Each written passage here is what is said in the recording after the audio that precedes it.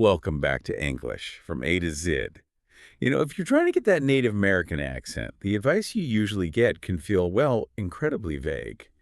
Teachers say things like, relax your mouth, or maybe speak from your chest, or just loosen up. But honestly, if you speak a language like, say, Spanish or Russian or Japanese, where your mouth already feels relaxed to you, what does that advice even mean? It doesn't really point you anywhere specific. No, it doesn't. And it causes a huge amount of frustration, actually, because that kind of traditional advice, it's looking at the symptoms, like sounding too high pitched or having vowels that are kind of tight, but it doesn't touch the root cause. If your native language feels relaxed, just trying to relax more is basically impossible. You Yeah. need something concrete, an action. Right. So our mission in this deep dive is to cut through all that confusion and give you the mechanical blueprint, the real foundation. We're getting right to the actual muscular shift that makes an American accent sound native and sort of effortless and consistent. And the big secret, it turns out, isn't about being totally limp or relaxed. It's about shifting your entire vocal setup specific default tension. Exactly. And we want to give you a tool, a framework, really, and an anchor point for your speech. It's built around two core ideas: mouth posture, some call it oral posture, and the schwa center of gravity. This is about the how you physically reposition your vocal tract for American English. Okay, let's dive right into that. Starting with this idea of shifting tension. So if someone speaks Spanish, maybe their tongue naturally rests more forward. That feels normal to them. Why is telling them to just relax so unhelpful? And what's the shift we're actually talking about? Well, it's unhelpful because every single language has its own very specific, learned, default muscular resting state. So if your tongue rests forward for Spanish, that is your definition of relaxed. It's your baseline. If you try to speak English using that exact same forward muscle setting, every single sound, vowels, consonants, everything gets pulled slightly off target.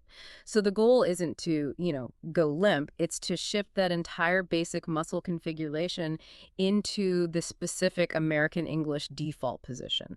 It's like recalibrating, moving from one known setting to a completely different one. That makes a lot more sense. Like changing the station on a radio, you're aiming for a different frequency, a different clear signal. And that new frequency is dictated by this thing you call mouth posture. Can you define that for us again? Sure. Mouth posture is simply the way you hold your entire vocal tract. So that includes your tongue, your lips, and your jaw when you're not actively making a sound, like right now in the pauses. And crucially, this posture sets the low-level default muscle tension, which then influences every single sound you produce. Now, you hear people sometimes talk about voice placement. Is this related? Why can that be a bit misleading? I mean, if someone sounds kind of tight in their throat, doesn't telling them to speak from the chest help? It can sometimes create the effect of sounding maybe a bit more resonant or projected, Yeah. but it's really tackling the problem backwards. Usually, that high, tight voice feeling is a direct result of a less than ideal oral posture. Specifically, it's often a high or forward tongue position that's actually constricting the throat space back there. Oh, okay. So if you fix the mechanics first, get the jaw right, get the tongue right, that placement issue tends to just resolve itself naturally. The root cause is the posture, not really where you imagine the sound is coming from in your body. Okay, posture first, which brings us to the anchor for this whole system, Yeah. the center of gravity. You called it the magnetic north for American speech. What is it exactly, Yeah. and where is it? Right. The center of gravity is the core resting spot for the mouth. It's the position that all the other sounds, vowels, and consonants sort of subtly bend towards or relate back to.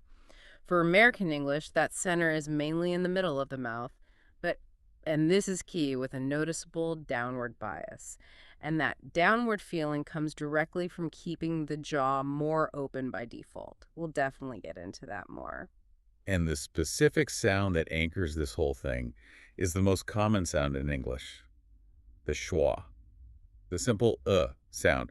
Our sources call this the schwa paradox. That sounds intriguing. What's the paradox here? The paradox is really about the schwa's range. It shows how flexible it is, but also how fundamental it is. Basically, there are three main ways we perceive this sound, but they all share the same underlying muscular DNA, the same starting point. Okay, let's break those three down. Maybe skip the linguistic symbols and just use examples. Yeah, good idea. So first, you've got the super relaxed, really reduced schwa. This is the quick, unstressed one you barely hear, like the A sound in about. About, it's almost swallowed. Okay, the weak one. Then second, you have the clearly produced true schwa. This is the sound when we just say on its own, like when you're thinking. That sound, that muscular position, is the actual center of gravity we're talking about. Got it. The thinking sound Mm, and the third state. That's the related A sound, like in the word cup, right? exactly. And here's the really big insight, the connection to mouth posture. Mhm. If you hold that perfect position, the true schwa, the center of gravity, and you only open your jaw more, just drop it down further. You automatically produce that A sound you hear in cup. Wow, okay. So you don't move your tongue, you don't change anything inside, just the jaw. Just the jaw, the tongue position, the internal feeling stays basically identical for that thinking sound and the A in cup.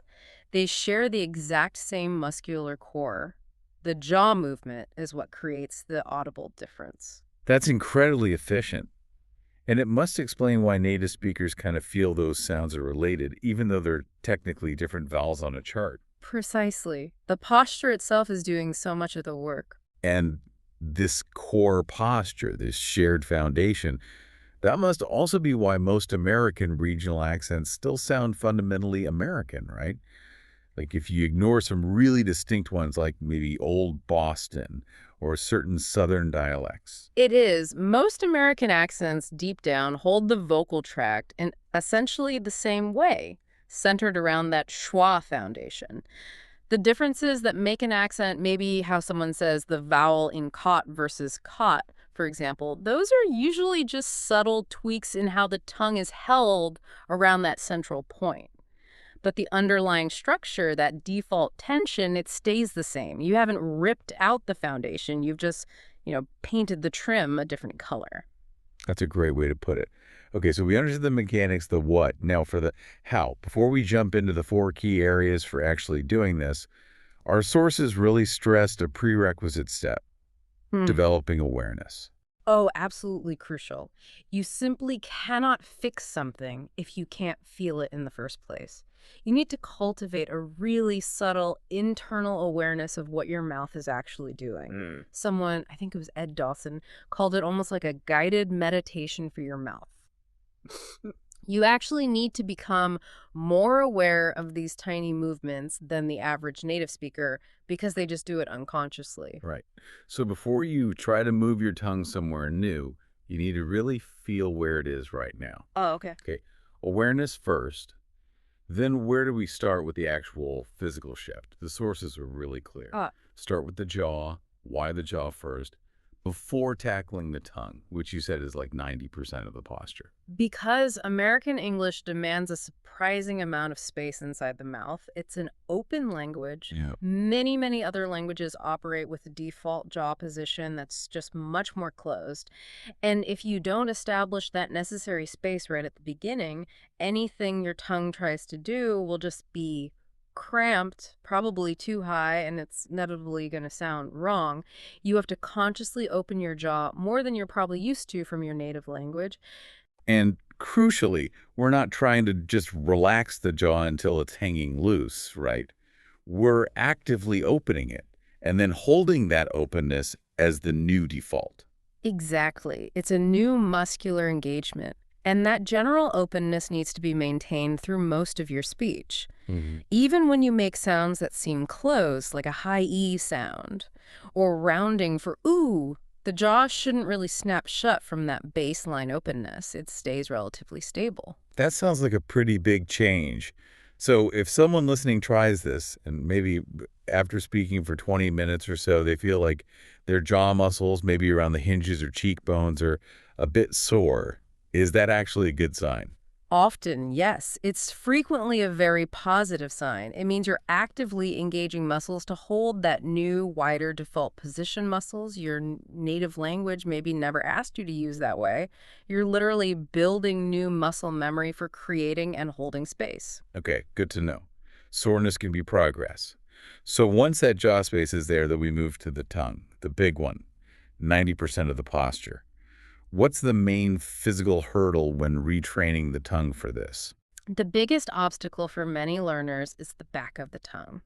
If your native language tends to push the tongue high and forward, which is common in languages with, let's say, a tenser, more front-focused articulation, that position automatically shrinks the space in the back and pushes the voice quality higher. For American English, we need to get that back part of the tongue to sort of get out of the way, to create more room back there near the throat. So we're not trying to force the tongue down hard. No, definitely not. It's a more subtle. Once the jaw is providing the space, you're essentially letting the tongue settle down into that space created by the open jaw. You want the tongue to just lie low and relaxed, allowing the air to flow easily over the top of it. Okay, so how do we find that perfect central schwa position? What does it feel like? Is it flat? Are we pulling it back towards the throat? Neither, really. It should feel like there's a slight, maybe a dip of pressure right in the very center of your tongue body. It's not totally flat, and you're definitely not pulling it back. Think about that visualization from the sources. Imagine a small, soft rubber ball resting gently right in the middle of your mouth on your tongue. That imaginary ball helps you maintain both the openness and that slight central dip. It's sitting right on that schwa center of gravity. Ah, I like that ball analogy. And that ball becomes the home base, the reference point. So when we need to make other sounds, like that high front E and key, the ball might shift a bit, but its gravitational pull is still there. Precisely. When you make an E sound, yes, the front of your tongue goes high, but the middle and back of the tongue should still retain that lower settled position dictated by the schwa anchor. The tension you use for the E sound is always connected back to, or rooted in, that schwa center. It keeps the sound grounded, prevents it from getting too thin or shrill, and it applies to consonants too. The muscular preparation for sounds like T or D, you can almost feel it gathering around the base of that schwa position before you release the sound, and after the release, the mouth naturally wants to snap back to that schwa default, like in Madu. The release is the oo. Okay, that connection is vital. Let's move to the third area, throat and breath flow. You mentioned getting the jaw and tongue right mostly takes care of the throat, but there was that interesting detail about the muscle under the chin, the seatbelt. Tell us about that. Right, the seatbelt. That's referring to the group of muscles right under your chin and jaw. In languages that hold the tongue higher or more forward, these muscles are often quite active, constantly working to hold the tongue up in that position. It's like a tight sling, holding the tongue up and, as a result, often restricting the space in the throat. In the American English posture, because the tongue is allowed to settle down with the open jaw, this seatbelt muscle should naturally be much less tight, much more relaxed. You don't really try to loosen it manually, you just get the jaw and tongue right, and the tension there should just release on its own. And this ties directly into making sure there's enough airflow, right? Yes, absolutely. If you have that tighter, more closed structure, tongue high and forward, throat constricted, the airflow gets reduced. Sounds can feel kind of choked off or trapped. American English really thrives on ample airflow and space. By creating that necessary space with the open jaw and the settled tongue, you allow enough air to flow out smoothly to fully power the sounds. It gives them that resonant quality that native speakers expect. Makes sense. Okay, finally, area number 4, the lips. This was listed as a smaller detail compared to jaw and tongue. It is relatively smaller, yes, but still important. Don't ignore them. The main thing for the lips is they should be generally relaxed, but not completely floppy or lifeless. You want to avoid any kind of excessive permanent tension, especially pulling the corners back tightly like a fixed smile, or pushing them out in a permanent pout. They need maximum mobility because they have to move quite a bit for sounds like W, ooh, or she. So their default state should be pretty minimal tension, maybe just a slight readiness at the corners, poised to move easily in any direction needed for the next sound. Okay, so let's recap the big picture for everyone listening. This is really an actionable framework, a way to physically reposition your entire vocal mechanism. And the two absolute core non-negotiable starting points are forcing that jaw more open than your current default, and then finding and maintaining that perfect schwa center of gravity for your tongue, that central, settled feeling with the slight jip. That's the heart of it. You're establishing a reliable, consistent anchor point, a home base. By consistently maintaining this specific oral posture, you ensure that every vowel and every consonant you make starts and ends in the right general vicinity for a neutral American sound. It guides everything, regardless of the specific sound you're aiming for in between. This shift in fundamental muscle memory really is the ultimate hack, isn't it? And it leads to one last kind of fascinating thought. Why is nailing this specific central posture so incredibly critical, even when a native speaker might be tired or mumbling or speaking super fast and unclearly? Because that posture becomes ingrained as unconscious muscle memory, it's the default setting the system always returns to. So even when a Native American English speaker is exhausted or rushing their words or maybe only half articulating things, that underlying default tension, that schwa center of gravity, it still subtly controls the overall quality and resonance of their speech. The mouth automatically snaps back or stays near that central, settled position between sounds or even during unclear sounds.